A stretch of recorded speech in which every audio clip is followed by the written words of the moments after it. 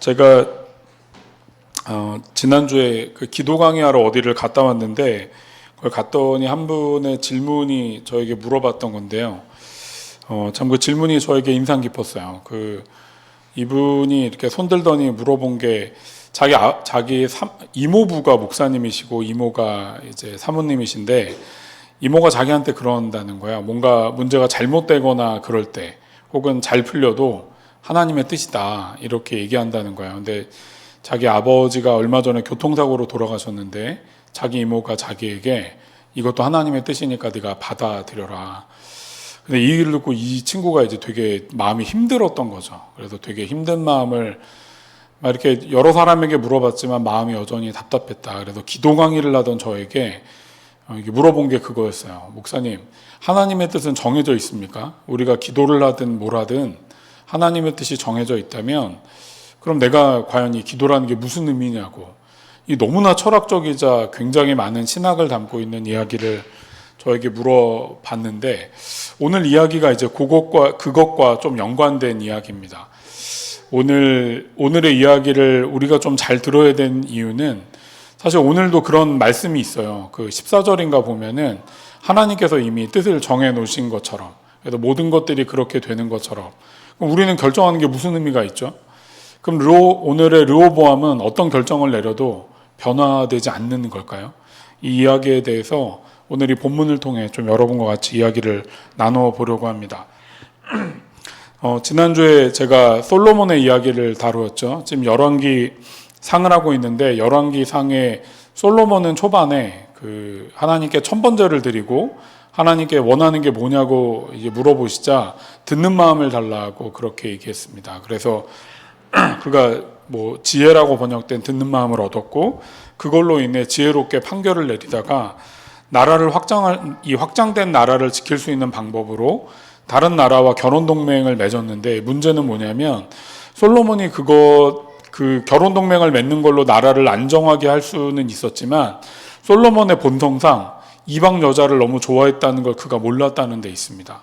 그리고 더 나아가 하나님의 명령을 따르지도 않았을 뿐만 아니라 더 나아가 이방 여인들이 섬기고 있던 우상들을 솔로몬이 섬기게 되므로 사실 하나님으로부터 그가 멀어졌다는 이야기. 그래서 결국엔 그의 지혜도 그를 구원할 수 없었다는 이야기를 지난주에 제가 같이 이야기했습니다. 여러분, 우리가 꼭 기억해야 됩니다. 하나님을 향해 가는 삶의 방식은 은사를 갖고 있든 없든 우리가 하나님의 축복을 받았든 아무 상관없어요. 더 중요한 건 하나님을 향한 삶의 길이다라는 걸 잊어버리면 안 됩니다. 솔로몬이 죽자 이 아들이었던 르호보암은 즉위하여 왕이 되어야 했습니다. 근데 1절에 보면요, 이스라엘 백성들이 르호보암을 왕으로 세우려고 세겜에 모이는데 이 세겜에 모여서 뭐라고 얘기하냐면 당신이 만약에 우리가 원하는 것들을 들어주면 우리가 당신을 왕으로 맞이하겠다 이런 이야기를 하게 됩니다. 아마도 르호보암은요, 이전에 무슨 사건이 없었다면 자기가 그냥 왕이 됐을 거라고 생각했을 텐데 실제로는 솔로몬 왕 때에도 반역하는 일들이 좀 있었습니다. 제가 여기 PPT 하나 띄워달라고 했는데 열왕기상 11장인데요.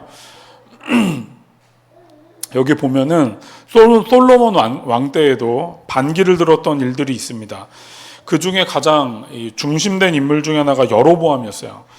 이 여로보암은 누구였냐면 되게 큰 용사였는데 이 솔로몬이 이 사람이 일처리라는 걸 보고 부역을 감독하게 합니다. 그러니까 되게 약간 총명하고 일처리가 빠른, 그래서 솔로몬의 눈에도 들 만큼 출중한 인물이었던 거예요. 근데 그 여로보암이 예루살렘에 나오다가 아히야라고 하는 예언자와 마주치는데 아히야가 자기 옷을 찢어서 12조각을 내고 여로보암에게 10조각을 줍니다. 그러면서 당신에게 10조각을 가지라고 말하면서 이스라엘 하나님께서 내가 솔로몬의 왕국을 찢을 텐데 너에게 10지파가 넘어갈 거라는 이야기를 하고 이 여로보암이 그 예언을 받게 됩니다.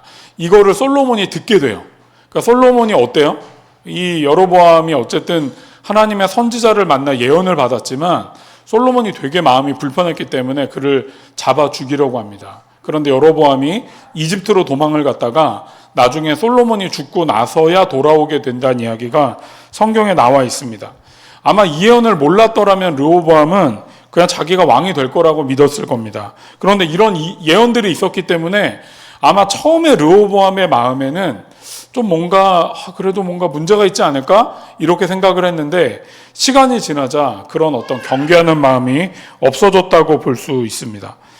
그러고 나서 이제 자기가 왕이 될 거라는 두려움이 하나도 없이 백성을 만나게 됐는데요. 백성들이 뭐라고 얘기하냐면 당신이 만약에 우리의 말을 들어주면 우리가 당신을 왕으로 섬기겠지만 그렇지 않으면 우리는 딴 생각 해보겠다 이런 얘기를 하고 있습니다.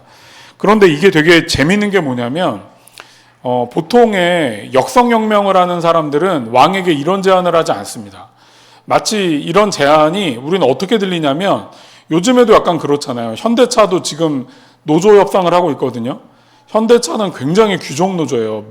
매 연마다 뭐 이렇게 이 월급을 올릴 뿐만 아니라 그 현대차 노조 직원의 아들들을 최우선으로 직원으로 뽑아달라고 하는 것들도 통과시켜서 이게 지금 진행되고 있어요. 대단하죠? 현대차가 돈을 많이 받는 직장인데 아들들을 최우선에 여기 쓰려고 하는. 현대차는 그래서 어떤 식으로 지금 협상을 하고 있냐면 그 보스턴 다이나믹스를 인수했어요.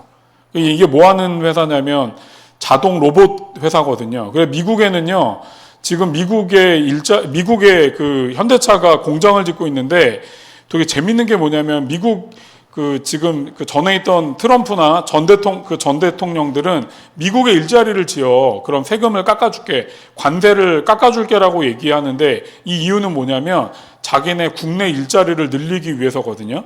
근데 현대차는요, 미국에 있는 공장에 미국 일자리가 별로 없어요. 우리나라보다. 왜? 로봇을 쓰고 있어요. 그러니까 지금 이게 전 세계적인 상황입니다. 지금 이 노조를 잘 대해주는 건 저는 맞다고 생각하는데 귀족 노조 같은 어떤 이 노조를 바꿀 수 없는 곳에서는 어떤 걸로 바꾸고 있냐면 AI로 이것들을 바꾸고 있습니다.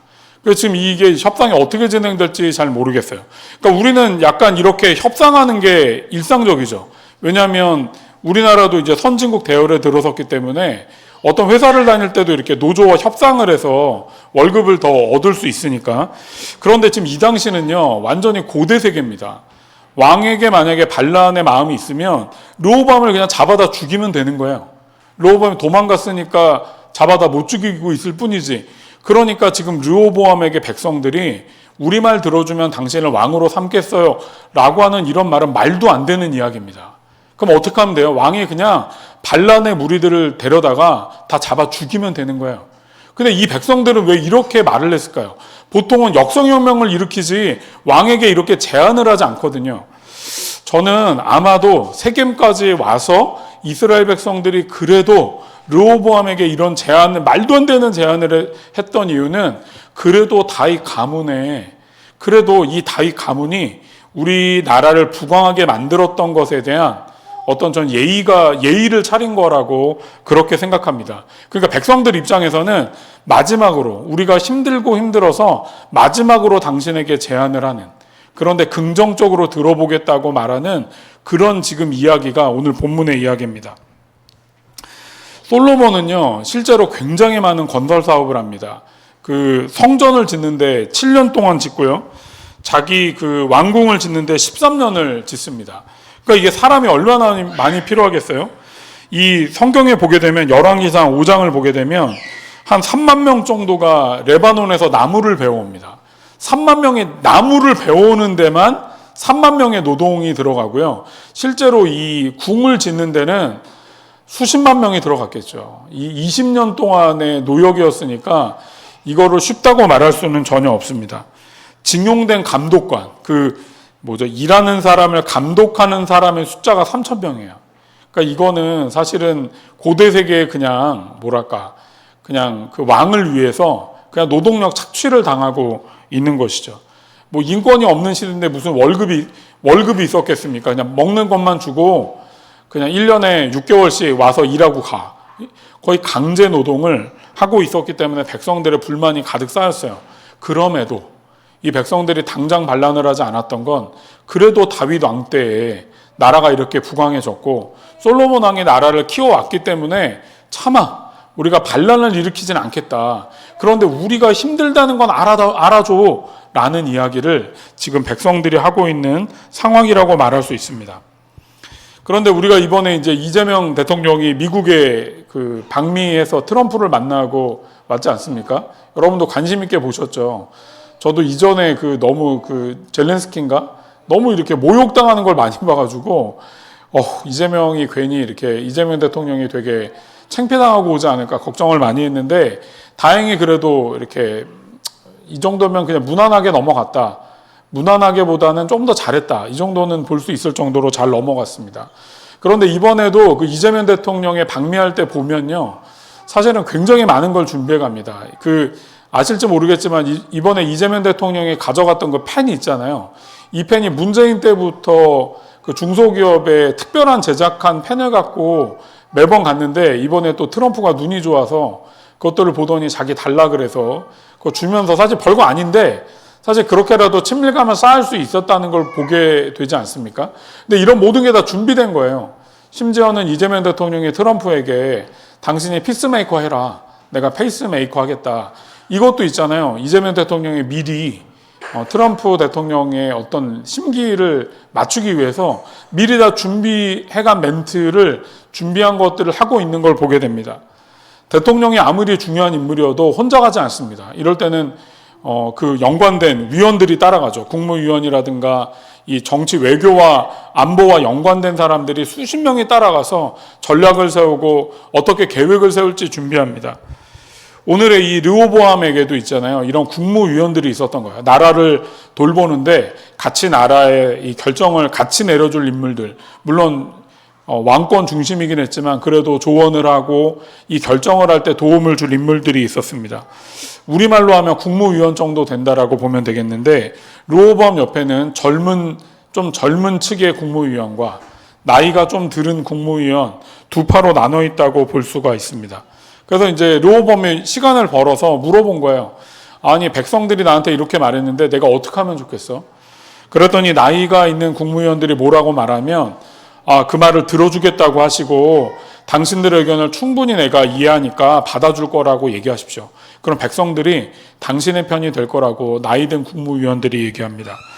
그런데 이 르호보암이요, 자기 나이 또래에 좀 비슷한, 자기가 좀 더 편한 이 국무위원들에게 물어봅니다. 어떻게 해야 될까요? 그랬더니 그들이 말했던 답이죠. 이렇게 얘기하십시오. 나의 새끼손가락이 솔로몬의 허리보다 굵다. 내가 너희를 이전보다 더 강력하게 통치할 거니까 잔말하지 말고 다 내 밑으로 들어와. 이렇게 말하라고 하는 이야기를 얘기하게 됩니다. 이 젊은 국무위원의 이야기를 들은 것 때문에 이스라엘은 결국 저번에 아이야 선지자가 예언했던 것처럼 북이스라엘과 남유다로 나뉘게 됩니다. 다음 장부터는요, 나뉜 나라의 이야기가 나오게 되는 거예요. 이 르호보암의 한마디, 이 르호보암이 뭐랄까요, 자기가 누구 얘기를 들어야 되지? 라고 결정했던 그 한마디 때문에 나라가 나뉘게 됩니다. 그런데 오늘 본문은요, 그걸 조금 다르게 표현하는데 14절입니다. 제가 읽어볼게요. 14절이 아니군요. 네, 15절이죠. 왕이 이렇게 백성의 요구를 들어주지 않은 것은 주께서 이를 그렇게 뒤틀리게 하셨기 때문이다. 이것은 주께서 실로 사람 아이야를 시켜서 느밧의 아들 여로보암에게 하신 말씀을 이루려는 것이었다. 제가 아까 설교 초반에 얘기했죠. 하나님의 선택은 이미 다 결정된 것이라면, 그러면 사실 르호보암이 이렇게 하는 걸 설교할 필요가 별로 없어요. 하나님의 얘기는 이미 결정된 거니까. 여러분은 그런 생각 해본 적 없으세요? 여러분의 인생이 이미 선택된 것이라면 이 결정론이야. 이게 결정론이라고 하는데 운명론이고, 그럼 이미 결정이 됐고요. 하나님의 선택을 했다면 여러분이 노력하는 게 도대체 무슨 의미가 있습니까? 내가 그냥 이렇게 살다가 죽을 거라면 그냥 이렇게 노력하는 거나 그냥 이렇게 대충 사는 거나 별 다를 것은 없는 게 아닌가? 이런 걸 생각한 적은 없으신가요? 제가 이걸 대학생 때 많이 들었는데 요즘에 이제 우리 딸에게 듣고 있어요. 가끔 딸들이 물어봐요. 하나님이 다 결정해 놨으면 뭐 이렇게 참 재밌던 질문 중에 내가 결혼할 사람이 정해져 있으면 내가 만날 필요 없는 거 아니냐? 그냥 그 사람 만나서 결혼하면 되는 거 아니냐고. 여러분 그렇게 결혼하셨나요? 이렇게 결혼할 사람 딱 지금 결혼하신 분 딱 만났는데 만나자마자 이 사람이다. 주님이 이미 선택하셨기 때문에 이 사람 만나면 되겠다. 한번 옆 사람 우리 아내와 남편 쳐다봐 주실 딱 처음 볼 때 아셨나요? 어떠셨어요? 느낌이 왔어?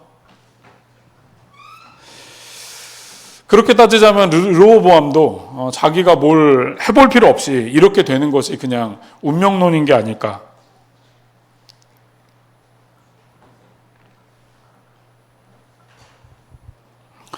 전 열왕기상 11장 요 이야기는 얘기를 했고요. 열왕기상 14장 이야기를 좀 읽어보려고 합니다. 네, 요거 감사합니다. 제가 읽어볼게요. 이제 일어나서 집으로 돌아가십시오. 부인이 성읍 안에 들어갈 때 아이는 곧 죽을 것입니다. 그런데 온 이스라엘은 그의 죽음을 애도하며 장사를 지낼 것입니다. 여로보암 가문에서는 그 아이만이 주 이스라엘 하나님께서 보시기에 착하게 살았으므로 여로보암의 가문에 속한 사람 가운데서 그 아이만 제대로 무덤에 묻힐 수 있을 것입니다. 여로보암 14장의 이야기입니다. 이 이야기는 뭐냐면 나중에 나오는데요. 이제 나라가 나뉘었어요. 북이스라엘의 아까 똑똑한 아이 기억나시죠? 여로보암, 솔로몬이 역군으로 뽑았던 그 아이가 진짜 북이스라엘의 왕이 됐습니다. 근데 자기 아이가 죽어가요. 자기 아이가 죽어가는데 지금 이 여로보암은 하나님을 야훼를 온전히 경외하고 있지 않아요. 왜냐하면 이 북이스라엘과 남유다로 나뉘었는데 예배당이 어디냐면 솔로몬이 지었던 예배당이 예루살렘에 있거든요. 남유다에 있어요. 그러니까 북이스라엘은 예배를 드리러 갈 때마다 남유다로 가니까 자기의 권세가 약해질까 봐 두려워서 이 북이스라엘의 왕이었던 여로보암은 성전을 따로 세웁니다. 다른 곳에. 단과 베델이라고 하는 곳에 세워서 거기 예배당을 세우고 송아지를 만들어 놔요. 그리고 제사하는 사람을 자기 맘대로 세워놓습니다.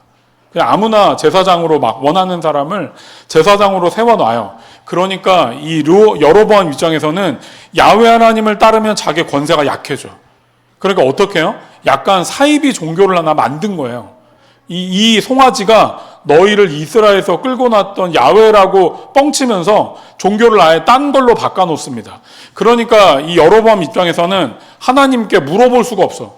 우리 아이가 죽어가는데 이 하나님이면 우리를 도울 수 있지만 하나님께 차마 말할 수가 없어서 어떻게 하냐면 하나님의 선지자에게 자기 아내를 보냅니다. 어떻게? 변장시키고. 그래서 누군지 모르게. 그래서 우리 아이가 어떻게 될지를 물어보라고 아내를 변장시켜 보내는데 뭐 다 아시죠? 선지자가 다 알아요. 당신이 이렇게 숨기고 왔냐고. 당신 왕의 아내라는 거 내가 다 알고 있다고 하면서 예언을 하게 됩니다. 근데 그 예언이 뭐냐면요. 집으로 돌아가십시오. 당신의 아이는 당신이 성읍에 들어갈 때 곧 죽을 겁니다. 이스라엘은 이 아이의 죽음을 애도하게 될 거라고 그렇게 말합니다. 여로보암의 가문에서는 이 아이만이 주 이스라엘의 하나님께서 보시기에 착하게 살았으므로 여로보암 가문에 속한 사람 가운데 이 아이만 제대로 묻힐 거라고 이렇게 말합니다. 여러분 아까 이 성경에 보면요. 하나님께서 하나님을 떠난 사람들에게 했던 어떤 하나님의 징계 중에 하나가 뭐냐면 너희는 그 가문의 무덤에 묻히지 못하게 될 거라는 이야기를 하거든요.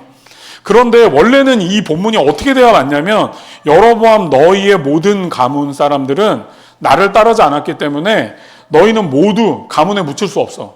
너희는 그런 능욕을 당하게 될 거라고 이야기합니다. 그런데 재밌는 게 뭐냐면 그 아이는 있잖아요. 주 하나님 보시기에 착하게 살았기 때문에 그 아이는 무덤에 제대로 묻히게 될 거라고 이야기합니다. 그러니까 이 이야기는 뭐냐면요. 만약에 르호보암이 하나님께 물어보고 하나님을 따라 살았더라면 이 나라가요. 르호보암 때 나뉘지도 않았을 거라는 추측을 할 수 있게 합니다. 하나님께서 있잖아요. 하나님을 믿으려는 사람들을 밀어내서 당신을 못 믿게 한 적은 없기 때문이에요. 무슨 말인지 이해되십니까? 하나님께서 징계를 내려도 있잖아요. 구원해 주는 걸 안 할지는 모르겠어요. 그런데 그가 선하게 사는 것들을 밀어낸 적을 없다는 걸 우리는 기억해야 됩니다. 이게 참 재밌죠? 사울이 하나님을 따르지 않아서 사울 대에서 하나님께 순종하지 않았던 그 기운이 막 흘러 넘치게 됩니다. 근데 그걸 누가 막냐면요.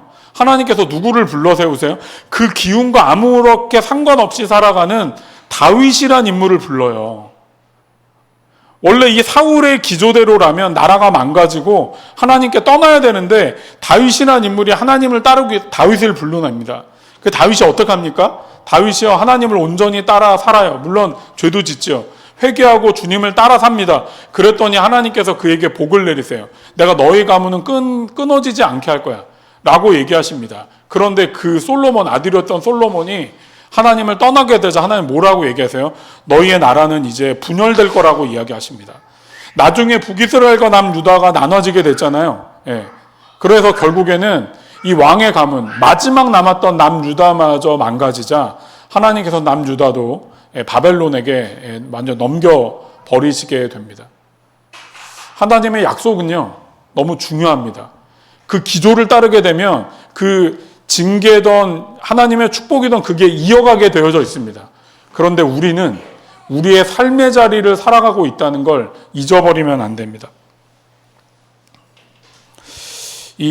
넘겨주시면 이 삶의 자리라는 단어가 되게 재밌는데 이게 이 군켈이라고 하는 신학자가 만든 단어예요. 삶의 자리. 이게 뭐냐면 원래 성경 해석적 단어입니다. 그러니까 무슨 말이냐면 성경 해석을 할 때 그 성경의 본문에 살고 있었던 사람들이 삶의 자리가 어떤 건지 이해하고 해석해야 돼. 이렇게 얘기를 했거든요.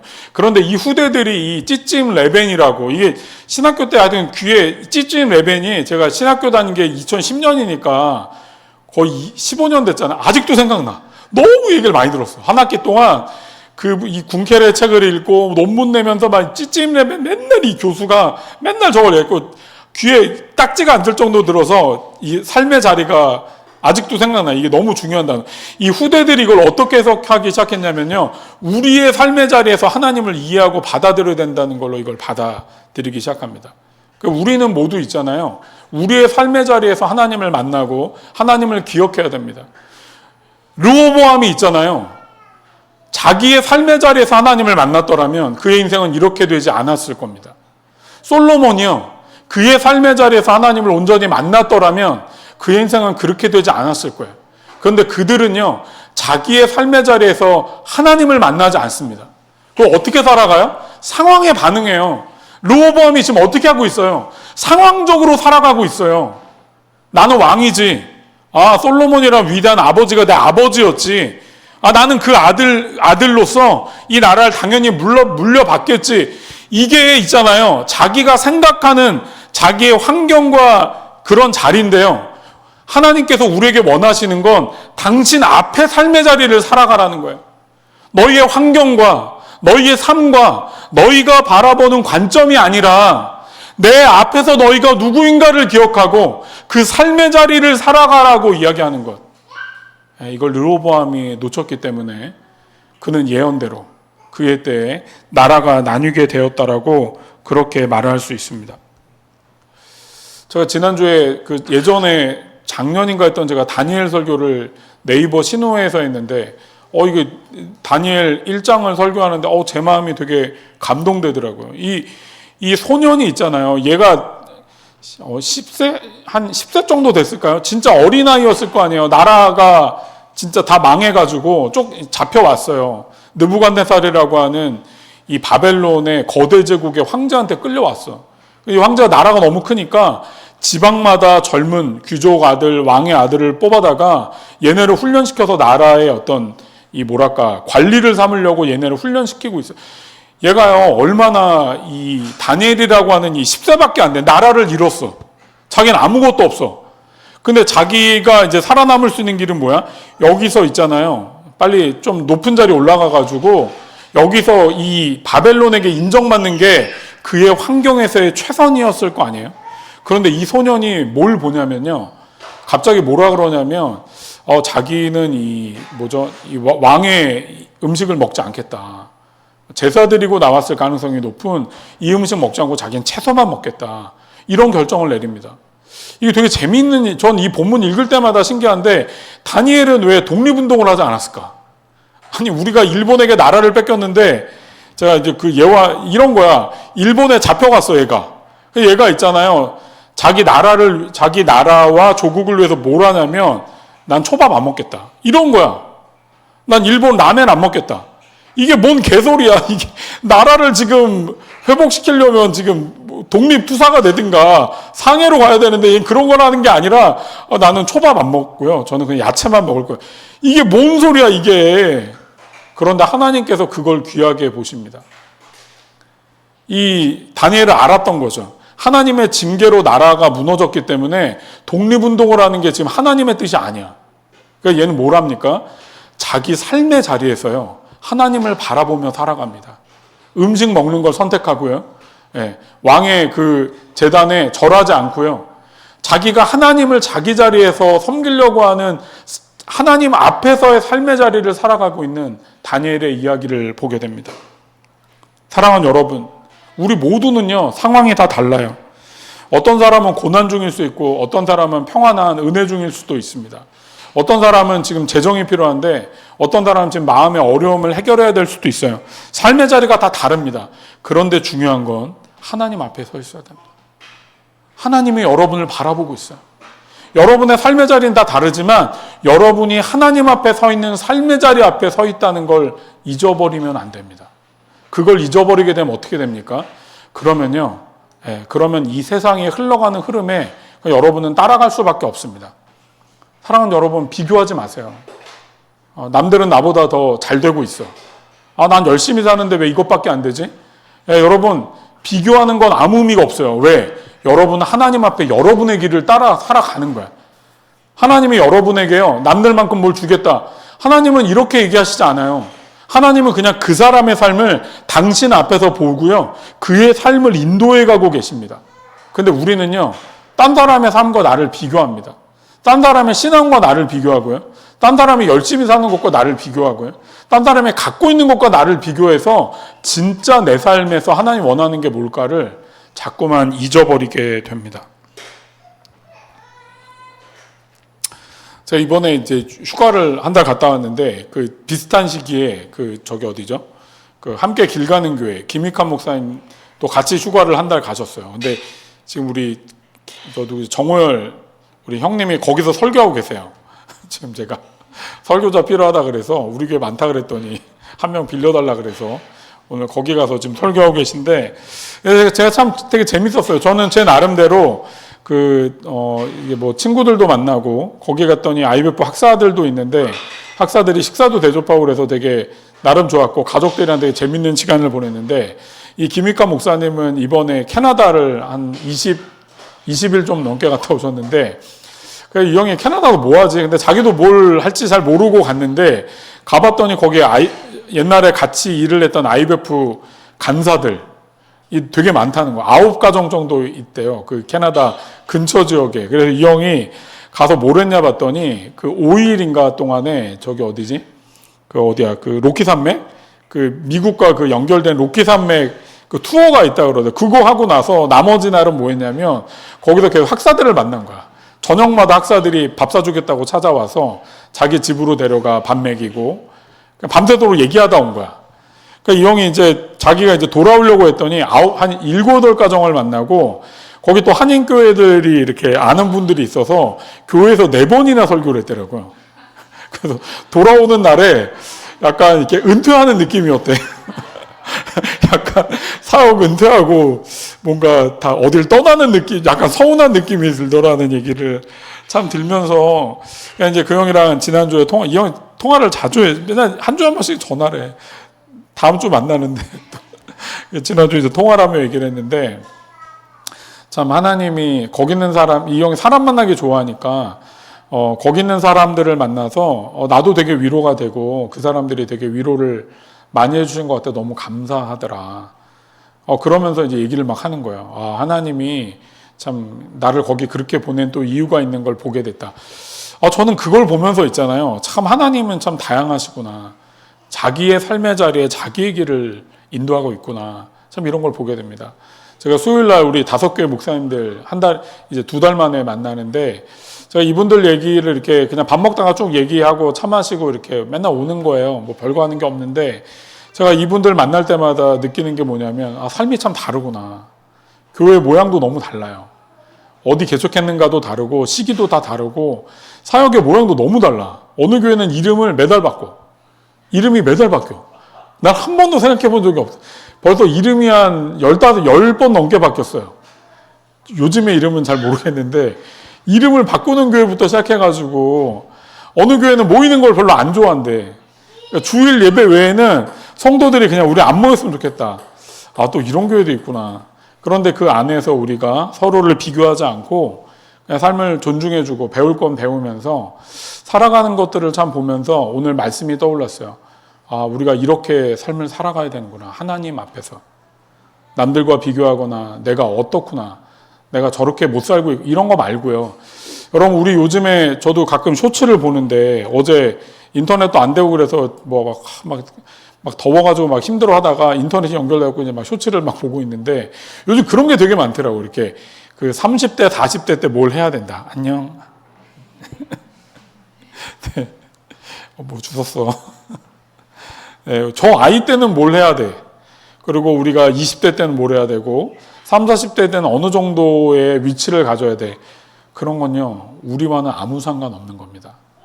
하나님이 르호보암에게 또 여러분에게 매번 물어보는 건 너의 삶의 자리에서 내 앞에 서 있는가? 주님 이걸 물어보십니다. 사랑하는 우리 귀한 주안의 교회 성도 여러분, 다른 것이 아니라 주님 앞에서 여러분의 삶의 자리가 하나님이 나에게 뭘 말씀하시는가? 오늘 내게 어떻게 나를 인도해 가시는가를 돌아보며 주님 앞에 서가는 여러분 되시기를 주님의 이름으로 축복합니다. 르호보암은 그걸 몰랐기 때문에 하나님 앞에 서지 못하고 상황 앞에 서다가 진짜 그 비참한 예언이 자신의 때에 이루어지는 걸 보게 됩니다. 저는 우리가 하나님 앞에 서게 돼요. 예언이, 비참한 예언이 이루어지는 게 아니라 축복의 예언이 우리 때에 이루어지는 은혜가 여러분에게 있게 되기를 축복하고요. 정말 부탁드립니다. 여러분 비교하지 마세요. 남들과 비교할 필요 없어요. 뭐 우리나라가 소득 수준이 어떻고 내 나이 또래가 뭘 갖고 그게 무슨 의미가 있어요. 죽고 나면 다 끝이에요. 우리 인생 많이 살아봤자 여러분의 살아온 날들보다 조금 더 많을까? 뭐 그 정도 선이에요, 여러분. 오늘도 우리가 주를 향해 살아가는 것. 내가 주님 앞에 이 자리에 서 있을 때 주께서 날 뭘 원하시고 오늘 나는 어떻게 나아가고 있는가를 돌아보며 내 삶의 자리 앞에 주님 앞에 서 있는 우리가 되기를 주님의 이름으로 축복합니다. 우리 같이 이 시간에 기도하면 좋겠습니다. 하나님, 내가 비교하지 않고 하나님 앞에 선자로 살아가게 도와주십시오.